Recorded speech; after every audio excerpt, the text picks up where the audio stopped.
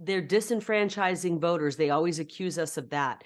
Yet they won't cover the Democrat who came out in Florida and said, I'm going to show you how they've been harvesting ballots and disenfranchising Black voters in Florida for years. She laid it all out for them. Have they covered that? Has the corporate media covered that? They only cover one track, and it's the track that hurts Republicans and hurts conservatives. Most importantly, hurts America First conservatives.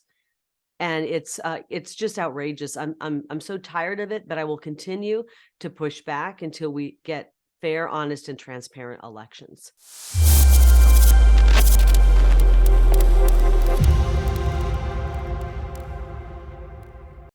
Media malfeasance is really ramping up just in time for midterms. And my guest today is certainly going to understand the inner workings of how this happens. She's a Trump-endorsed candidate running for governor in Arizona, fellow veteran journalist, lead anchor at a top news station, who left that behind because it became apparent that it's just a corporate-controlled propaganda machine.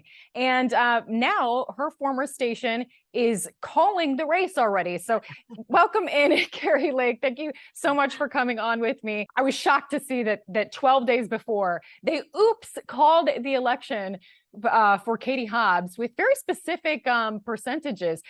My gosh, what is going on? Tell me about that. Oh boy, you can't make this stuff up. I get up every morning, Christy, and I look at the headlines, and they are in a frenzied panic because their chosen candidate, the leftist Katie Hobbs, is losing.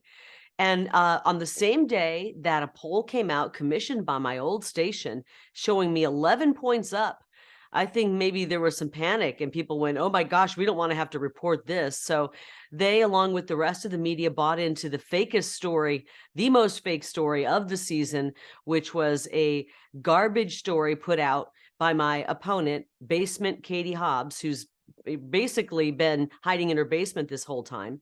She puts out a statement saying they had a break-in at their campaign headquarters, and she blamed it on me.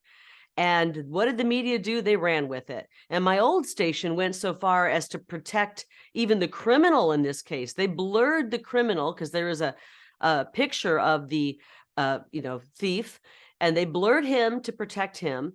Then they took the truly fake, phony story that my opponent was pushing, the defamatory statements that she was pushing, blaming me of being a criminal, basically, and they ran with that. And then when I called them out on it yesterday in a press conference, lo and behold, about an hour later, up on their screen pops up the election results where they show Katie Hobbs winning with the red check mark. I mean, this is really out of control. They're trying, the entire media is trying to influence this election. They know they're in a panic. They know they're losing, and they know that we, the people, are winning, and they're in a panic about it. There's a few thoughts that I have right off the bat with that. One, they, of course, blame this on the Associated Press, which is even worse. And two, why do these mistakes always seem to favor, like, why wasn't it, oh, oops, we called it for Kari Lake? Like, shocking, right? Like, the mistake was on their side again. And three, you and I have both worked in media for a long time. Like, how in the world does this happen with supers and graphics pre-made? Like, how would that just oops happen? None of it makes sense when you understand how all this works. Yeah, we see this happening occasionally, and you're right, it always favors the Democrat. I mean, but you and I know that the corporate media is filled with 90%, maybe 95% people who are Democrats or even far leftists. And so, when these kind of things happen, when they're making up their little mock numbers, they always tend to favor the Democrat. Isn't that interesting? Isn't that coincidental? Wow. But, we're on to it. And whether it's carelessness, human error, they sure are okay with human error and carelessness in their field, but any other field where there's human error, they want the person fired. I mean, look at police officers when they make a human error, a life decision that will protect their life, and they make a mistake. The media is the first to call them out. They're making split-second decisions, life or death decisions, and occasionally they make a human error because they are human beings protecting us. And the media is the first to call them out, fire them. They protest. They call them every name in the book. They harass them. They show up at their homes. They tear that officer down. But when they make a mistake, oh, oops, it's just a mistake. It's Yeah, terrible. absolutely. And of course, I mean, one of the reasons I left the media as it is today is because of all these buzzwords. I'm like, why are there all these adjectives in my scripts all of a sudden? Why can't we just say what's happening, you know? And we're certainly seeing them with you constantly with the election denier. You've done a great job at showing that they themselves have denied elections. I mean, my gosh, Hillary Clinton's now preemptively denying the 2024 election. I mean, it's just insane. But the thing that they do with that as well is whenever they talk about election integrity, they use also buzzwords like falsely claims or unfounded or without evidence. Did they do that with the whole accusation of Katie Hobbs saying that you were involved in some way of the burglary of her HQ? Did they use any words like Oh, unfounded, without evidence, or no, falsely claims? nope, nope.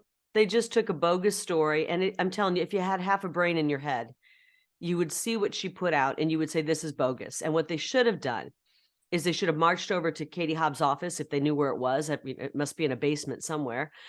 They should have marched over to the Democrat Party's office and said, come on, guys, really hold up the statement. Say, really, this is crazy. Where are you getting this information? Show us evidence. They skipped that very important first step.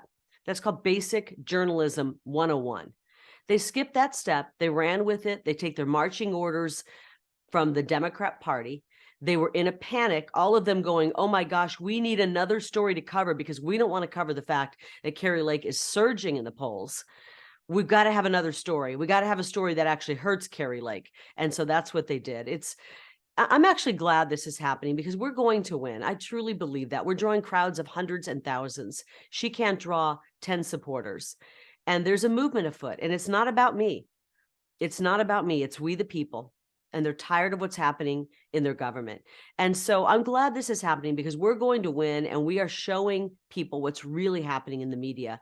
You talked about the election denier buzzword. It's really a slanderous word that they're trying to hurt us with again. And it was so beautiful after I called the media out on that. The next day or 2 days later, you're right, Hillary Clinton came out and started stoking fear about the 2024 election. You can't make it up. It's too perfect. They are the ultimate election deniers, if they want to use a phrase like that. But the real true story is we should be able to question our elections. We should be able to question our government. I will continue to question those things until we have complete, fair, honest, and transparent elections. I'm tired of seeing people on both sides have to do this, have to point out that there are problems, and it's not impossible to fix this. It's not impossible to have great, well-run elections run by competent people that are honest and transparent. We're going to do that here in Arizona when I'm governor, and then we won't have to have anybody from any party worried about our elections.